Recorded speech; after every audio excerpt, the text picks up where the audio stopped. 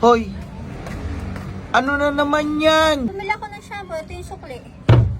Sukli mucho. Oh, may sukli pa ako sa pagbilang ko ng shampoo. Eh. Anak ng tipaklong naman, Jinky. Oh, bakit? Maliligo ka na lang din. Gusto inuman pa. Eh, yung pagtapos ko maligo, ayan, ito. Jinky naman, ibang klase ka rin. Kahapon, free. Ngayon, sukli.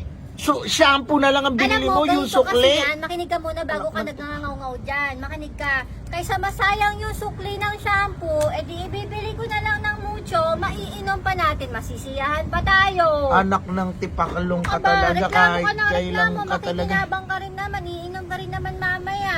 Maliligo ka na lang din ang gusto mo pa mauwi sa inom. Kaysa nga masayang yung sukli ng shampoo, binili ko na nga ng mucho.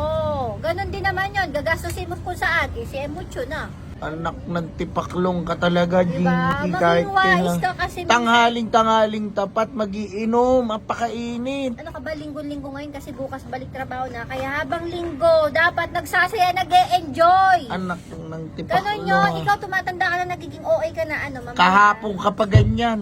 Bahala ka. Ayaw mo na, minsan, alam mo, kaya nga tayo nabubuhay para maging masaya. Ang- Gawin natin lahat ng gusto natin para sa ikakasaya natin. O yun, magbumutyo tayo. mamaya. Sige, ipaligo mo ngayon yung mucho na yan. Ay, ba't ko papaligo to? Iinumin natin to mamaya. Saka hindi lang ako iinom nito, pati ikaw, no?